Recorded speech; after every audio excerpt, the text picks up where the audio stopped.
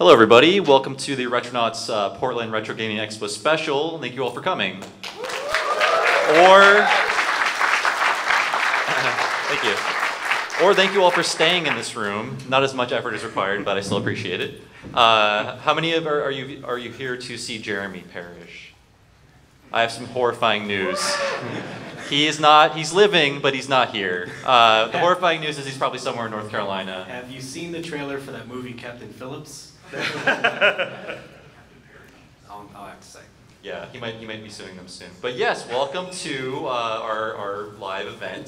This is being paid for by our Kickstarter backers, so thank you if you're out there, and we want to wish you our sincerest thanks for bringing us out here and paying for my bean burgers. I've already eaten one. You know me, I'm Bob Mackey, and let's introduce the rest of the panels, starting over here. I'm Ray Barnholt, and my beard is not big enough for Portland.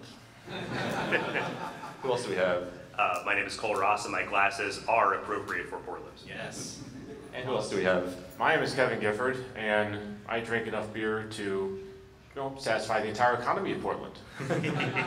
And I guess I'm the only beardless panelist, so I'm the trustworthy one, just so you know. And in case you don't know, today's topic is going to be the 25th anniversary of the Mega Drive, or as we know in the States, Genesis. Now, you might be thinking, haven't you guys done this before? Well, yes, 5 years ago, we did the 20th anniversary of the Mega Drive, but we were incredibly mean. I wasn't even hired by one of them at the time. Everyone else on the podcast was. Maybe Ray wasn't as mean. I love video games. Yeah. Why would I not say anything mean about anything said? I mean, generally we have a pro-Nintendo bias just because that's how Ray and myself and Jeremy grew up. I'm not sure, we'll get into this later. Cole, Kevin, Genesis, Nintendo, where did you fall in the great console wars? Well, I think if y'all are about as old as I am, then you went to elementary school in the mid-late 80s. Everybody, if you're American, had NES, and there was that one weird dude with a Master System. And there was that one other weird dude on the other cul-de-sac with a TurboGrafx 16. And so I was a NES person, and that was the case until the summer of 1992 when I purchased, my parents purchased a Genesis with Sonic, which I think many millions of other families did as well around that time. Cool, how about you? Yeah, I had both, but I was an avowed Sega kid. So I was that weird kid who also looked down on the guy with the TurboGrafx 16. I was born in '87, so I was like prime age when Sonic came out to be like, this is my world. I had my little Sonic doll and everything. So yeah. Your fan fiction? What's that? Your fan fiction? Yeah, my fan fiction. If you go to the screen here, yeah. We disabled that screen. Yeah. Sonic and Cole's Big Adventure, Part 17. Yeah, but Sega kid, but I had both. As for me, as much as I like to think of myself today as a savvy, smart consumer, as a child I fell for the most cynical marketing ever, and that was, huge corporations pitting kids against each other. And I was a Nintendo kid, born and bred. I subscribed to Nintendo Power. Like, I bought the propaganda, I ate the cereal, I wore the clothes, slept in the bed sheets. How about the comics? I didn't like the comics, but I bought them out of a sense of obligation. Sure. So, to me, people that owned Genesis were just like evil trash people who I didn't want to talk to. And, I had some friends that were, Genesis owners, but, they weren't good friends because you can't trust those people. What are they going to do? I don't know. He also shot a BB gun at me, so, Genesis owners, they could be trash people, as far as I know. Right. How about you? Well, like I said, I like all video games, and for a long time, I'd always wanted a Genesis, because I think my older cousin borrowed one from a friend, and I was like, oh god, Sonic looks great. But I didn't get one until like Sonic 2, basically. But I always wanted one. I think I actually had a Game Gear first. But either way, yeah, I was into it from first sight. Mm-hmm. And I do want to throw out some dates and some stats here, because it's always fun. The Mega Drive launched in Japan in late October of 1988. That's incredibly early if you think about what was going on in the video game landscape. That's like Mario 3 is coming out in Japan that same year, so think about that. And in America, it came out in August of '89. Just some other stats here. Roughly 40 million units sold compared to the SNES's 49 million, because the Genesis and the SNES were really neck and neck. It's incredible to think about Sega being a competitor today, but back then they had a few tricks up their sleeve. Now, 40 million versus 49 million, is that the U.S. only, or is that worldwide? That's worldwide, and these are Wikipedia numbers, so some jerk could have just typed them in, at whim. Some Nintendo fan. Yeah, but you can trust them. 49.2. Yeah. I obliterated the point whatever numbers because these are already estimates to begin with. But yeah, we're all talking about how, well, not all of us. I'm talking about the Genesis people. They're talking about how Sonic the Hedgehog was sort of the gateway drug into Sega fandom, and I think that's true. Was anyone on? I mean, were you guys interested before that? Because I feel like Sega did a great job of sort of emphasizing arcade perfection and arcade translations and things like that, but it wasn't until Sonic that they had something they could call their own. That wasn't just, trying to replicate a different experience, like an experience you've had before. Was anyone on board before that? I think when you say this, the Genesis was good for arcade conversions and that sort of thing, it was quite good for Sega arcade conversions. Right. There was, to some extent, a Sega fan base, even at the time, even back in the age of the Master System. That was particularly true in Japan as well. But when I think about the Genesis pre-Sonic, it is certainly, it's sort of, it's a bit like the 3DO is for the entirety of 3DO, or even the NES is originally, and that had a few good games, but it didn't really have anything that stuck out in an enormously good manner. And Sega tried a lot of approaches to kind of get a U.S. audience. They had lots of sports licenses and so on at the beginning, but there's nothing really compelling about it or at least compelling enough for kids to think, well, I better upgrade from this immediately. So that was a little bit different from the Super NES, Right. And I think one of Sega's weaknesses is that they were never ever willing to let go of their arcade division until it was too late. I mean, Nintendo got out of arcade games in the mid '80s. I mean, I think Arm Wrestling was probably their last arcade game. Is that true? Pretty much. Around that time, and after that, they went sort of whole hog into consoles, and they made the most out of putting everything behind that. But Sega, they always had a foot in the arcade industry, a foot in the console industry, and the console industry foot had many mutated toes growing in different countries that weren't ever talking to each other. That metaphor is getting strange. I'm going to stop it. What, your toes don't talk to each other? Is it just me or what? But yeah, I mean, that's just something I wanted to point out. I feel like Sega they could never let go of those arcade ties because at one point the arcade was relevant. Arcade perfection or play the arcade classic at home. It's like I'm saving so many quarters by buying this $50 game. That was on everybody's box. Yeah. That's definitely a case. Sonic the Hedgehog is a very important game in video game history for a number of reasons, but in addition, for design reasons and so forth, but that game also really does mark Sega's transition from being an entirely arcade-oriented, arcade distributor company to a company that made console games. Up until that point, the Master System was a very distant second place to the NES, but in a way, Sega didn't really mind that all that much because their primary income source was in arcades anyway, producing, the large machines like Space Harrier and so forth. Right. And in the same way that Sega sort of came from nowhere, Nintendo also did, because no one really knew who Nintendo was in America before the NES hit. But, I mean, you guys are talking about the one, Kevin, you mentioned the one weird kid who had a 3DO, or he had a Master System. Very weird kid to have a 3DO. Yeah. I mean, were you exposed to Sega before the Genesis? I remember seeing in this department store, now defunct in Eastern America, called Hills. Anybody a Hills fan? No? Yeah. I get a smattering of applause. Is that with an apostrophe or without? No apostrophe. When you said store in the East Coast US, I thought you were going to say Lionel Kitty City, but... Oh, no. It was called Hills, and for some reason they didn't have a Nintendo display, but they had a Master System display, and I would try to play Ghostbusters, but it was a little too complex for my 5-year-old brain, but it looked so much better than a Nintendo game. I'm glad I never thought to ask my parents for it at home, because that was before I had a Nintendo. So did you guys had no awareness of Sega before the Genesis at all? No. Kind of, I think, yes. I mean, I think something about the Master System was discussed in elementary school before that actually was a thing. Yeah. I don't want to say discussed, if you will, but especially with the market of the time being primarily targeted towards youngins who would try and young people wanted to fit in. Of course, that is the story of elementary school, isn't it? You try to fit in, you try to make friends, and all that sort of thing. Mm-hmm. And inherently, Nintendo, starting in 1987, was the fad. And if you had a Sega Master System at that time, or if you even had a Sega Genesis, Sega Genesis did have a bit more buzz to it than the Master System, certainly. But think even at the time, there was still a lot of, you know, being that one dude is like, oh, you don't want to be that one guy. You want to come over. You want to bring games over to your friend's house. You want to do all that sort of thing. You know what I mean? Right, Exactly. it's like, you know Mario Secrets, but I can teach you all about Sword of Vermilion. Yeah. It just sounds cooler, doesn't it? So this is the period, I mean, okay, the Sega comes out in, Sega Genesis comes out in 1989 in the States, and this is the period where sort of people are now discovering the art of irony, and it's working its way into advertising. So everything is in your face and making fun of you if you like the competition. And I think this is where Sega had the advantage in that they had ruthless, like, American-style marketing. I think Nintendo just decided to never acknowledge they even had competitors. I mean, when we did on the recent Retronauts, those video clips of, the different news segments about Nintendo, the ones Nintendo helped produce, you could tell because no one ever mentioned the competition in those pieces. So I feel like that was bad for Nintendo because Sega just straight up was like, you're an idiot if you like Nintendo, look how much better we're doing, look at our games. Nintendo was old, we're the new thing for the 90s, as much as Sonic was, the 90s mascot. Yes. Anybody want to jump in here?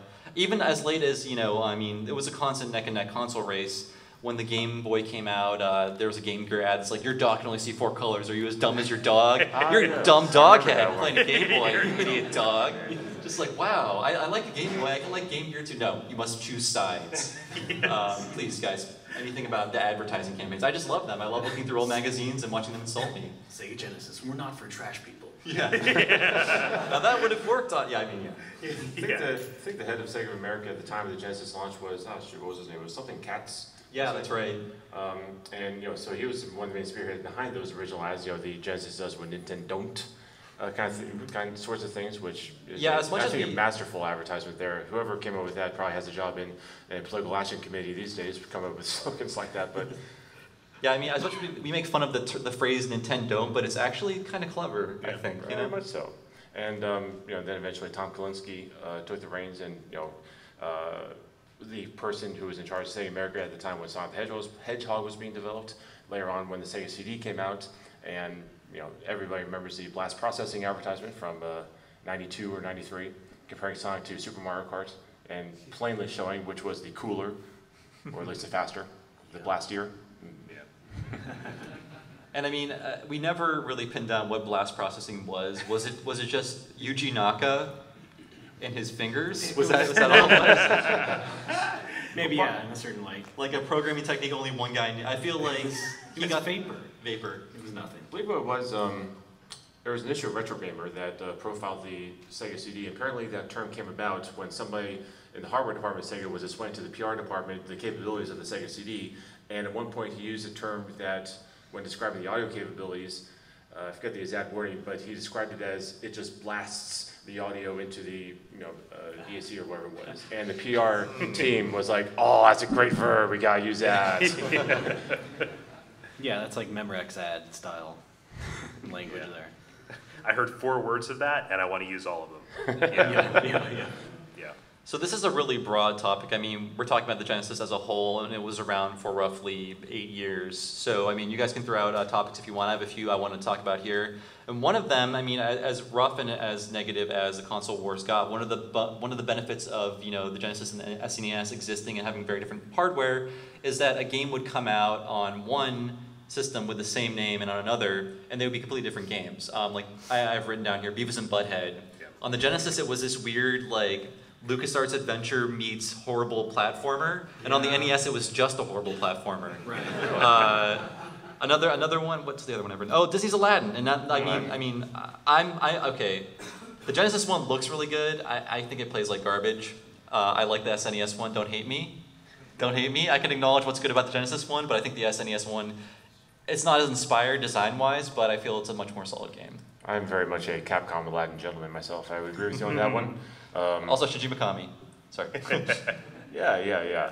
The thing, I agree. I would say that the Virgin Games one, the Genesis Aladdin, is certainly a very good technical achievement, and much like the Disney games that Sega made for the Genesis, the Castle of Illusion and so forth. They made good use of animation, and the Aladdin one in particular was I forget how many megabits it was, but it was lavishly animated between the characters and the enemies and so forth. As a platformer, it was quite frustrating. Quite frustrating. The collision detection on being able to reach this ledge or that ledge often led to tears around the different household. Like every Doug Perry? Earthworm Jim guy? Yeah. Every one of his Doug Perry. games has the exact same level designs. Only like tiles are different, Mm-hmm. So an Aladdin level could be an Earthworm Jim level if you took it out of Agrabah, I guess. Yeah. Well, when you're talking about something like Aladdin that is based off of this animated movie, that looking better is almost a selling point. You look at licensed games before that where your dude is like the Total Recall, looks nothing like what's in there, but you're talking about animation and the Genesis version actually keeping that character design. You can look at it and say, bam, that's Aladdin. These key poses, it looks like that right there. That's a selling point for that version. It was really that. It was the first generation of video games where Disney games could look, like a Disney thing, as opposed to Mickey Mouse Capade on the NES or something like that. Right, yeah. And that whole animation bullet point was pushed a lot in a lot of different games as well. And the 16-bit days. It's now it looks just like a movie, doesn't it? Yeah. Like Toy Story. Now it's more like movies look like video games, such as Transformers and so on. Right. Yes. Singularity, no. Yeah. But there's also the different versions of Shadowrun, completely different. Oh games yeah, like that's that. right. Oh, Yeah. But then you had ports that were inferior, like Zombies Ate My Neighbors, much better on SNES than Genesis, just because of the way it displayed stuff. Right, and I mean there are a lot of a lot of people prefer the Earthworm Jim Genesis version for some reason. I'm not sure why. A lot of games seemed identical to me, but there may be small differences between them just because of the hardware. Right. Well, first of all, it has a bit more content, level, and then on top of that, you have the Sega CD version, which is That's right. Yeah. I think maybe the pinnacle of that, and you have CD audio added to that, and another new level. Yeah. So that David Perry crew really treated the Genesis well in that movie. And let's not forget David Perry's other classic Genesis game, the McDonald's game, Mickey Mac, as the Global Gladiators. I could talk at length about McDonald's and video games and how they intermix with each other.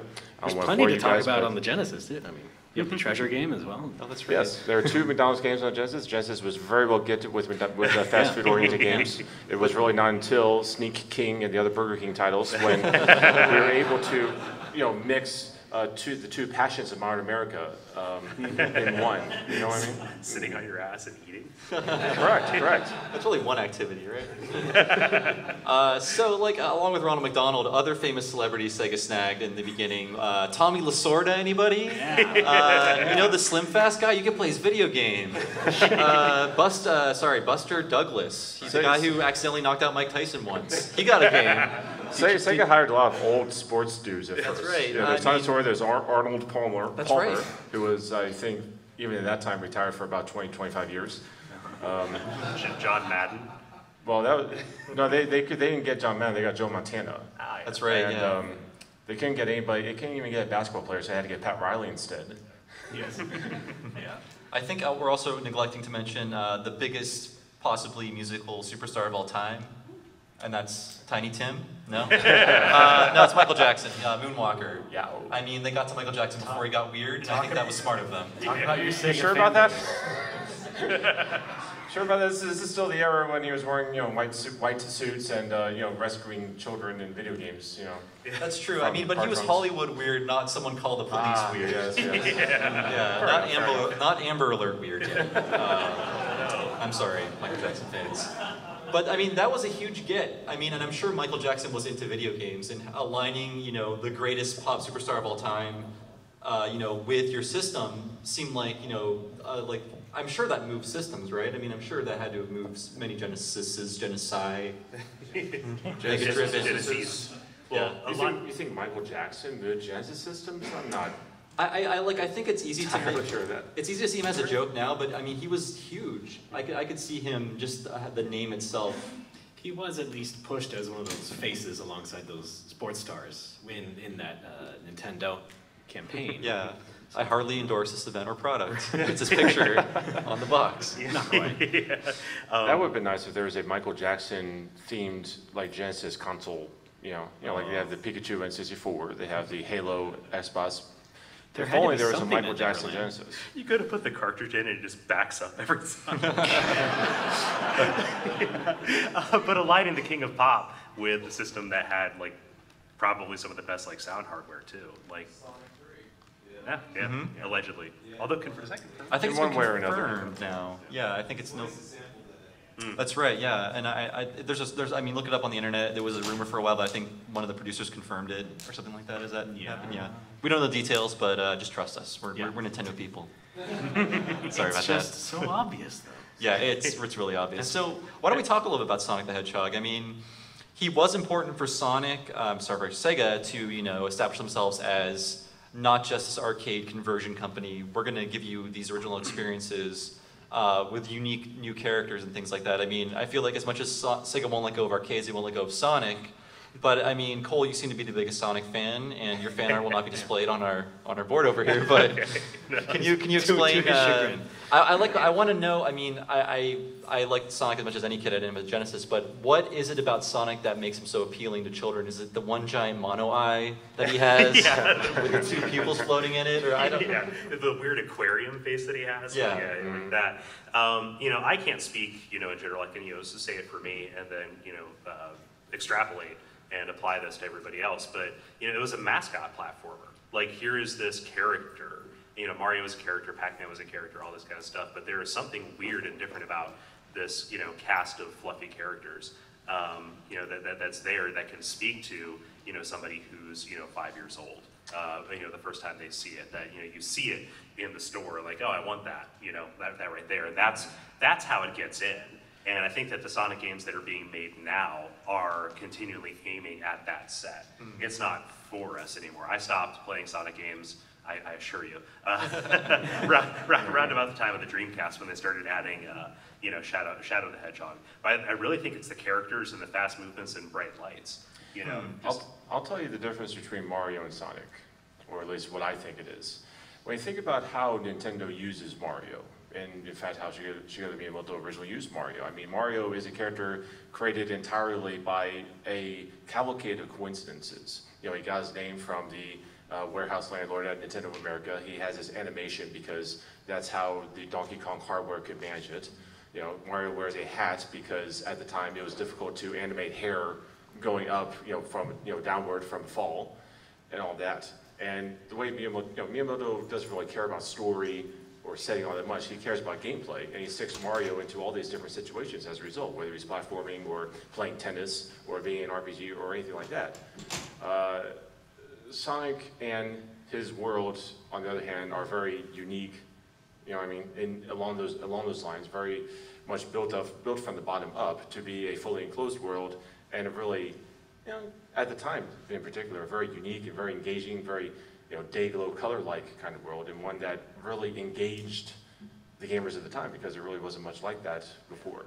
Really surreal world too, like with the geometry to it. Yeah, if you look at the original Japanese box art, it has a real like 90s pop art aesthetic, and that there's like random triangles and squiggles in the background. I think the weird checkerboard landscape always reflects that. It looks kind of dated now, but it's sort of appealing in its own way. It's kind of a that's very much how a lot of popular design in Japan was at the time in the early 90s. You look at fashion magazines at the time, it has a lot of that same goofy graphical design going on with it. It's like the Saved by the Bell opening exploded. Exactly. Yeah. It's a good one. Got shrapnel everywhere. Yeah, you're right.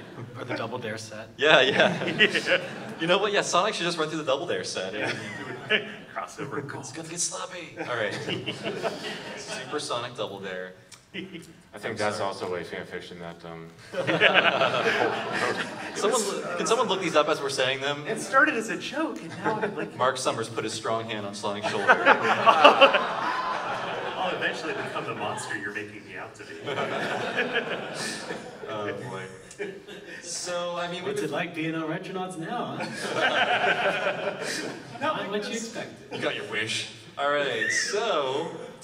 I guess we have to talk about sort of the death of the Genesis. I mean, Sega, for as much as they've been trying lately, they're never going to get back into hardware again unless something catastrophic happens to everyone else but them.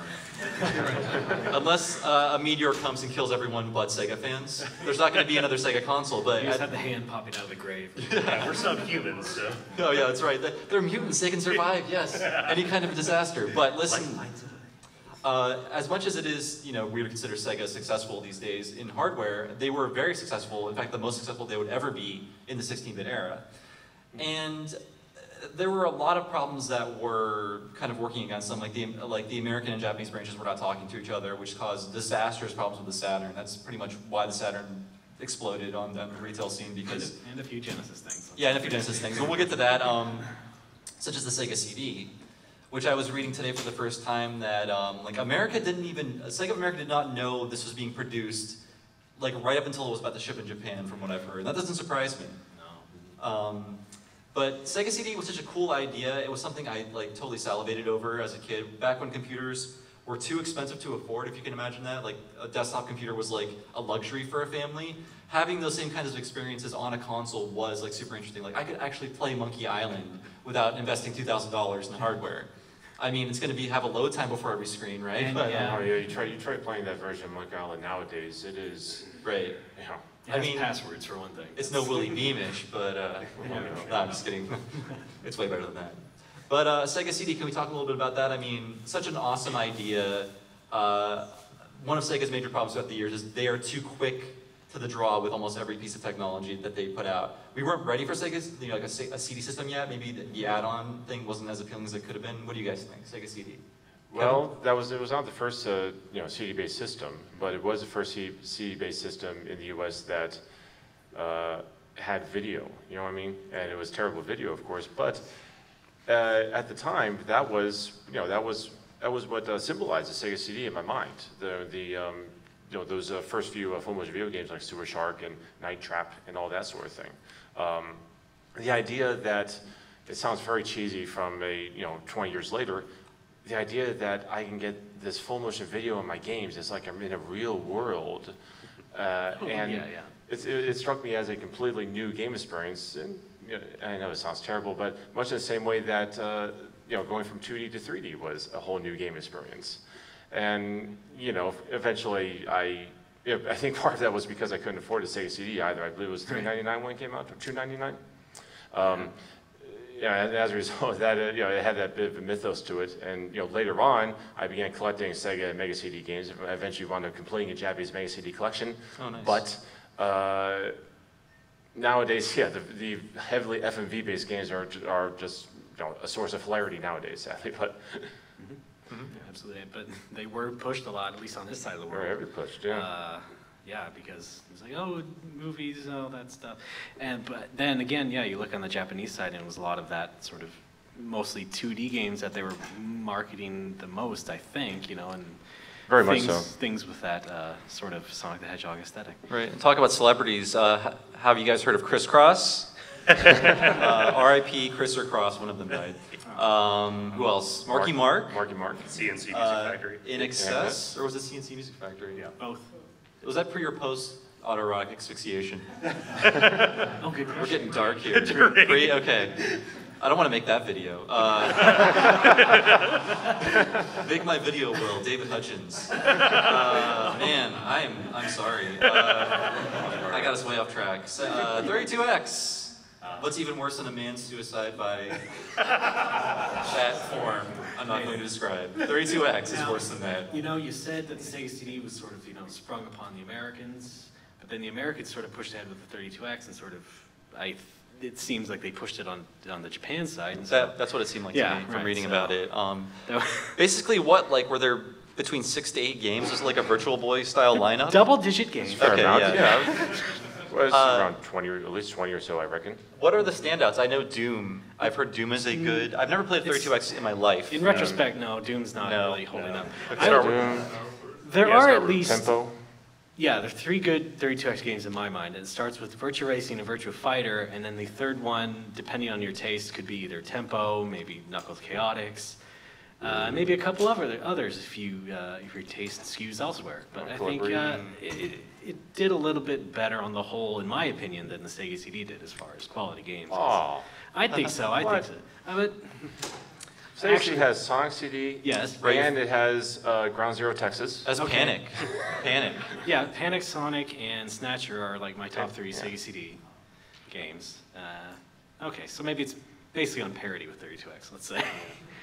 But yeah. It's If you imagine if you were running a console manufacturer in the mid-90s, you know that 3D technology is going to be coming soon. That's where the PC is at right now in 1995. You know the technology is going to get cheap enough, and you know that Sony is developing something along those lines. If you're Sega, what do? You have to make a decision. Right. And ultimately, the decision that they made was that prices are not going to go down that quickly. Let's do a sort of in between, between the Genesis and the Saturn, whenever it comes out. And we can allow people, we can allow kids, maybe just save their money for a couple of weeks, and they'll be able to afford this upgrade and get to the 32-bit generation, such as it was in cartridge form. Yes. And then, maybe later on they can upgrade to the Saturn once it becomes, the resounding success that it will no doubt be. Because it will be $400. Yeah. Was the 32X $199? I thought it was. The 32X system was $199. The converter thing. Yeah, I thought it was cheaper than that, because otherwise it would not be. Well, otherwise it would. Well, that may be part of the reason why 32X was not a big success. Right. Well, I mean, the Saturn launched at 400, right? So right. It wouldn't be too crazy to think of. Sorry, go ahead. No, I think it was like 149. I see. Yeah. Unless anyone knows better, wants to scream it out in the audience. But yeah. This was the era of things like was. the 3DO, which cost $700 when it came out, right? It was quote unquote affordable. Yeah. Yeah. $90. which it really brings. Oh, thank you, 160? 160. Oh, thank you very much. A week later, 10. Now wait, are those Canadian dollars? But it really brings home how, in a way, the Sony PlayStation came along with the right strategy at the right time. Not only did it concentrate on 3D, which a lot of PlayStation PS1 games are pretty janky when you play nowadays, but that was the revolution at the time. And in addition, the games were a lot cheaper too, because you remember how by 95, 94, 95, your cartridge-based games were quite expensive. My friend Christian Nutt still has his original software setter receipt when he purchased Phantasy Star 4, which cost $99.99. Yeah. Being a 24 megabit game, I believe. It also shows how you can confuse your way out of a market, right? Yeah. It doesn't inspire confidence when you have these 99 different SKUs and you're building this gigantic Frankenstein's monstrosity of a obelisk of a tower to the Sonic God or whatever. Yep, I believe the epitome of it was I think there were 4 games that Digital Pictures put out, which were for the Sega CD32X, Yes. which allowed for higher, no exclusives, but just allowed for higher video quality on a few of their FMV games. The like HD Corpse Killer and all remasters. that, yeah. So before we take questions, I just kind of want to go over where Sega lost, and some of it was their fault, some of it wasn't. A lot of it was cynical marketing by Nintendo because they had this thing called Donkey Kong Country coming out, and hey guys, we made this game with computers. You know the same computers they used to make your favorite movies? We made a video game with them, and it looks kind of bad now. But Silicon graphics. in 1990, yeah, Silicon Graphics. In 1994, that was enough to convince people that Super Nintendo had some extra magic going on.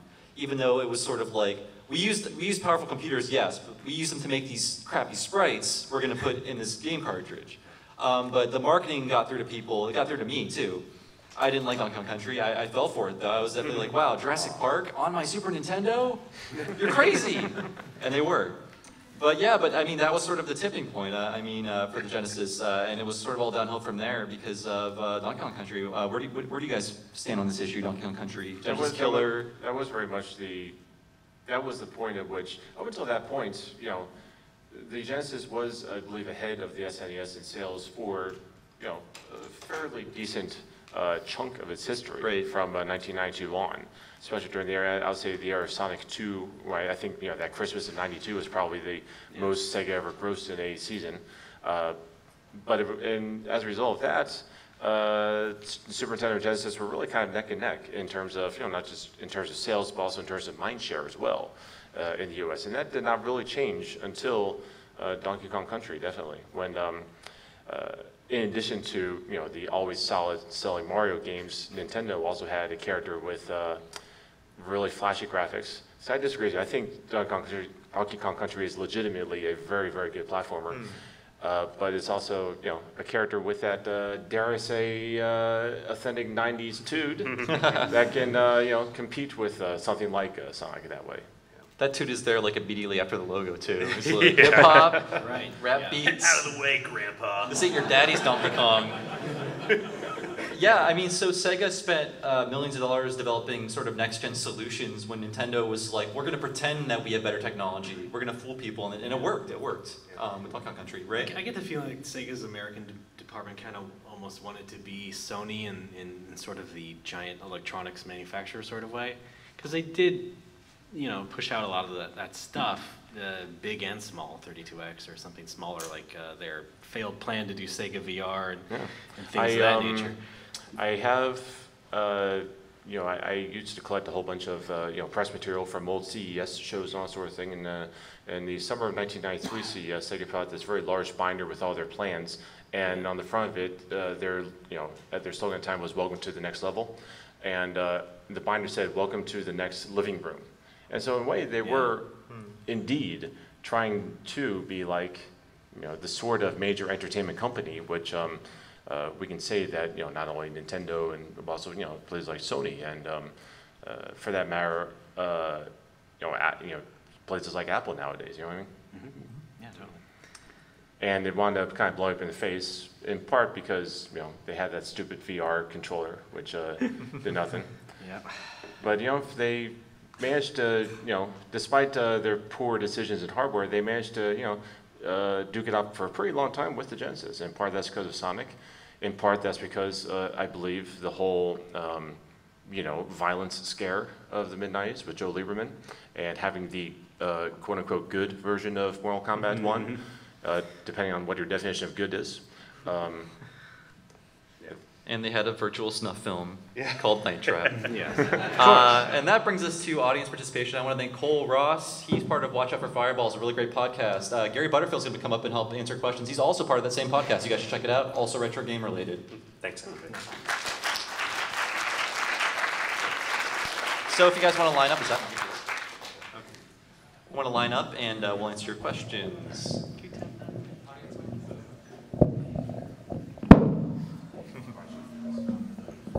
Sorry. Beard, Nintendo kid, no Sonic fan fiction. Glasses. That's a very fine Portland beard there. Are you from this fine city? I moved here. Oh, excellent. Is it like the air pressure that helps your beard grow better, or what? Yeah. Okay. Yeah, you actually got it on the first guess. It's barometric pressure. Can I say something for this? I know we didn't talk about a lot of individual games, but this is your time to really make it a love-in for the Genesis if you want, so let's do that. My name's Derek. I was in the Fireballs panel last time, and it's great hearing from you guys. Kind of a related but not so related question regarding Sega and Nintendo, kind of like the thing that was going on there. Do you think it is at all plausible, if not possible, due to the amount of chemistry that Sega and Nintendo have, with like Mario and Sonic and the Olympic Games and Super Smash Brothers, is it possible for Nintendo to actually acquire Sega, like in this corporate conglomerate? What would be the advantage of Nintendo purchasing Sega? I mean, and I don't mean that to dissuade Sega in some way or another, but I'm not sure. Well, I mean, Nintendo already has a lot of second-party developers, right? And of course, the more I think about it, the more I think this would be a really cool idea. But I still don't know. I mean, you can sort of. It's one of those hypotheticals which, it would be kind of neat if it happened, but I'm not sure. Simply because Sega is certainly a much different company than it was during the era of the Genesis, even during the era of the Dreamcast. They're not, they're strictly in software.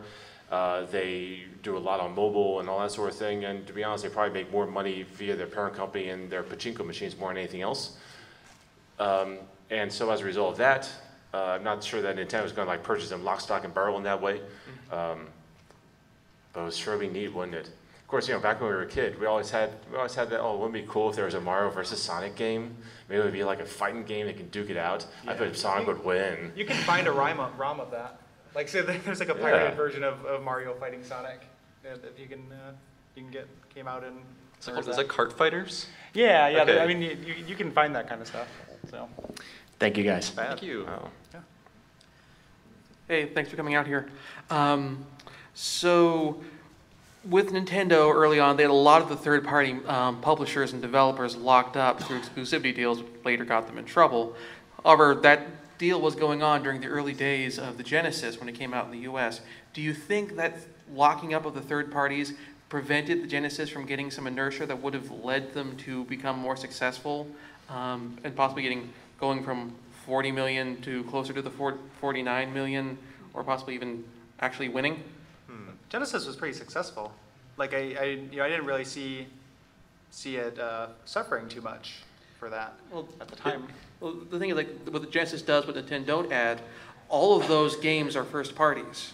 There's not really many third-party games to promote. Even the ports of games that were made by third parties, like Ghouls and Ghosts, were developed in-house and published by Sega, as opposed to by Capcom. So there'd be even more, like even further along. Indeed. Yeah. And that was the story with the Master System as well. There are a whopping maybe 2 or 3 third-party Master System games, and in some ways, yeah, I would certainly agree with you that it made it very challenging for any company to compete with Nintendo. The non-compete clauses that Nintendo made third parties signed in the US, and I think in Japan to some extent as well. And that really did not change until Sega found success with Sonic and all that. You remember I think beginning in like 93, 94, you began to have, Konami come in, you had Capcom make a very bad port of Street Fighter, in my opinion. And the only reason that they are able to finally make Nintendo, ease up on that is, the success that Sega was able to build for themselves. So I would agree with you that, it certainly hampered Sega's chances at first. And it's certainly a very lucky thing that Sega had a tremendous tradition of making, at the very least, a very good library of software for itself. Because otherwise, certainly, I don't think it would have been able to survive. It would have been like Atari with the 7800. You know what I mean? Otherwise, it would not have been able to survive long enough to become a breakaway hit, such as it finally did become in 1991. This may be, I don't know where I'm pulling this from, but I feel like Sega wanted you to think of their system as an American system, with games by not Japanese developers, but maybe European and American developers. Certainly, there is some of that. I mean, after all, EA was a very big Genesis developer. And the word Sega is not inherently Japanese, as Nintendo, which a lot of people call it Nintendo or whatever mangling you want to think of. You heard as a kid. So that's very true. I mean, Sega, of course, is short for service games. It is not some weird Japanese thing, and they've had a very long history of dealing with the American market, and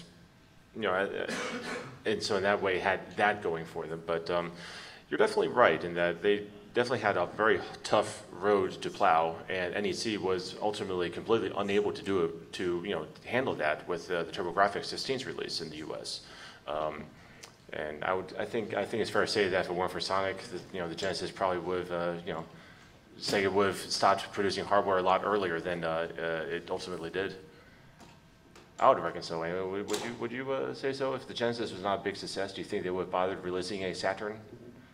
Oh gosh, that is a good question, huh? Yeah, because the Saturn had a lot of risk riding on it too. God, the Saturn was a somewhat moderate success in Japan and really did not do a heck of a lot anywhere else. Yeah, I think if maybe there were more incompetence running Sega America just before that, then maybe. Could have been a different story. Let's move on to our next question. Thank you. Thank you. Thank you much. Hey, so it wasn't until the Virtual Console that I got to play a lot of good Sega games. I kind of bought in, or at least my parents did, to the licensed games. For a long time, my only 3 Sega games were Sonic Spinball packaged. There was the Jurassic Park Raptor Edition, and then Last Action Hero. Wow. Wow. It was a great. You know how to pick them.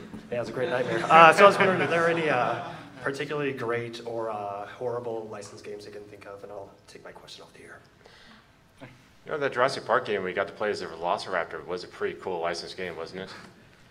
I hear you there. I've heard it was. And there's also the adventure game on the Sega CD for the Jurassic Park one. That was nice. I will say the Sega Genesis had the only good, I guess. It had the only okay Ren and Stimpy game. You could say that for it, because they recognize, like, people watch this cartoon, see all the weird drawings. We're going to give all these sprites a million different kinds of animations to go through. So I can at least respect that. I think it was made by Sega Technical Institute, maybe? Like, yeah. That was an STI game? Yeah, I think so. Somebody hasn't played Space Cadets. So. Where's that? I mean, there was Aladdin. There was the McDonald's game, which both the Shine Entertainment one and the Treasure one were both real darn good platformers in my opinion.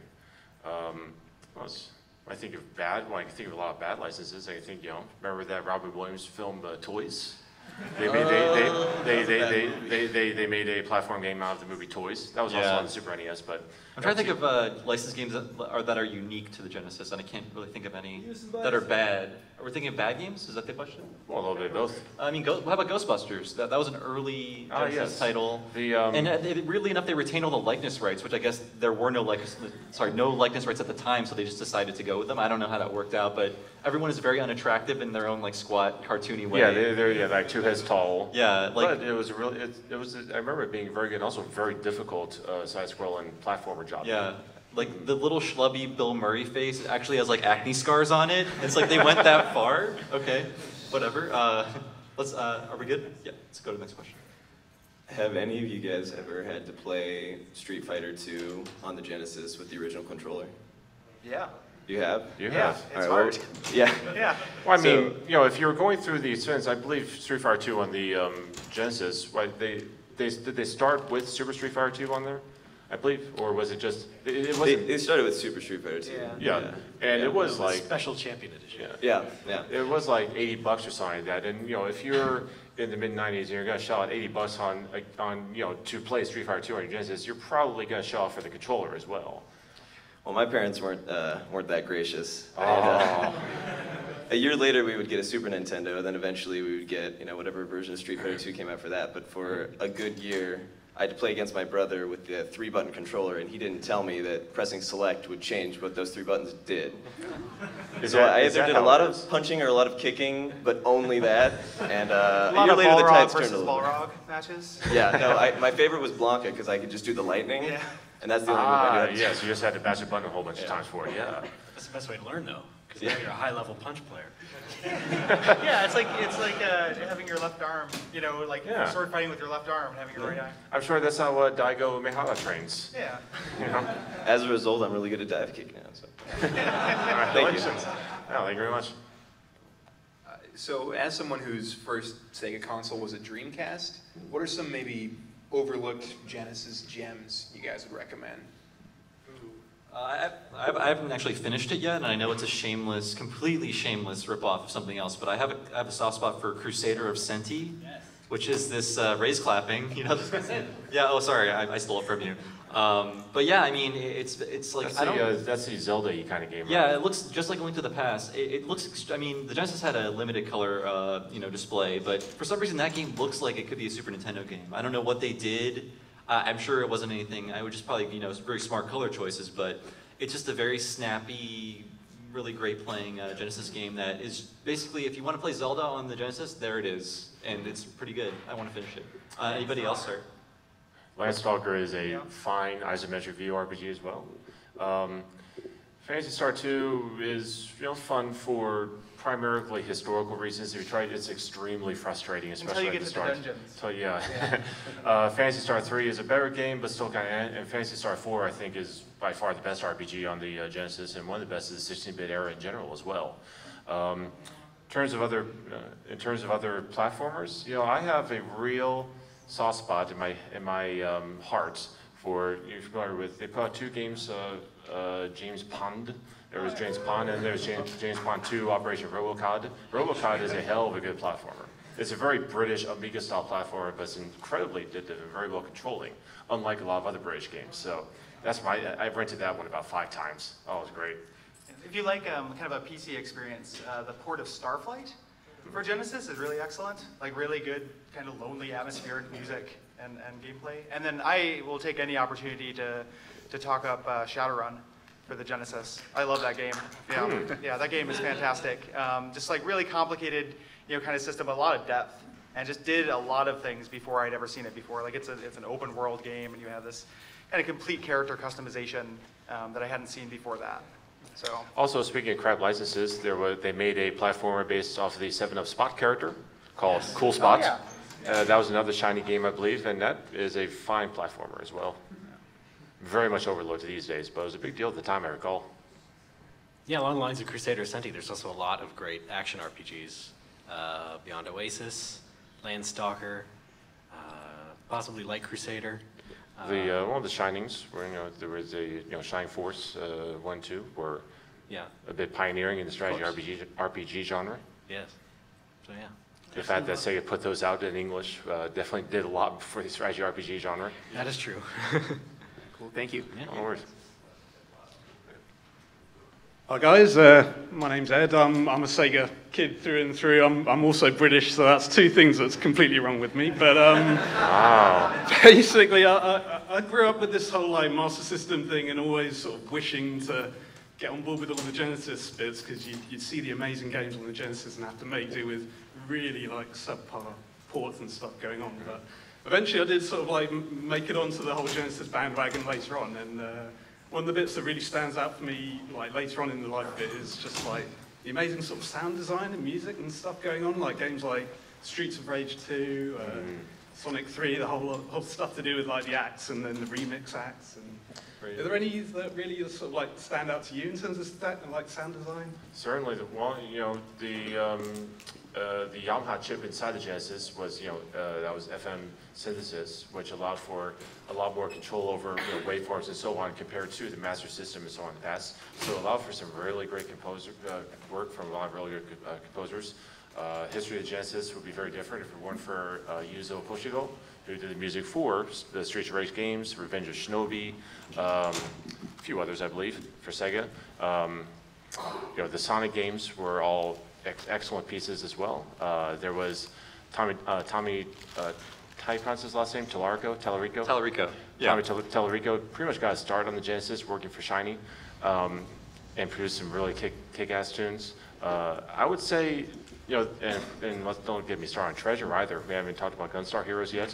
Gunstar Heroes, which Edge famously gave 6 out of 10 in his first issue, which says everything you know about Edge. Those people are dead now. Yeah, I know. But it was a very nice sound. It was a very unique sound compared to the Super NES, which was all digitized instruments and all that sort of thing. And so it's not.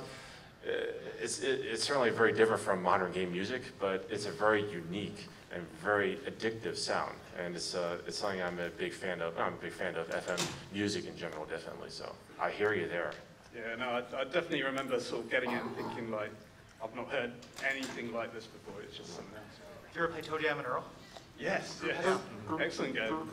And even the second game, even though it was a terrible platformer, again, it had like quite cool sound design. Cool. Well, that about wraps it up. I guess we'll be outside after this if you guys want to talk to us. I know we don't have time for everybody, but just to wrap up, I want to thank Kevin Gifford, Gary Butterfield, and Cole Ross for helping out with the panel. Like I said, you can check out Gary and Cole's podcast at Watch Out for Fireballs.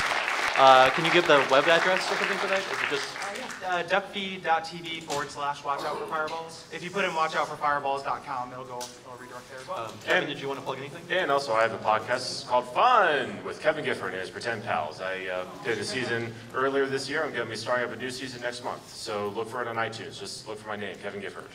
Real quick, you probably know where to find us. We're at retronauts.com, and our Twitter account is just Retronauts, and we're going to be announcing, we're going to have like a hangout like tonight somewhere in the city. If you have any suggestions, tweet at us. We're looking for a place to go that's chill and hangout zone area. What'd you say, Kevin? Apex. Possibly that, as soon as I do research on what it is. That or ground control, One of the two. Okay. Well, we're going to tweet about where we'll be tonight, so check out our Twitter account for that. And I want to thank everyone here for coming. And we'll be back in 5 years, much fatter and older, for the 30th anniversary of the Mega Drive. Thank you.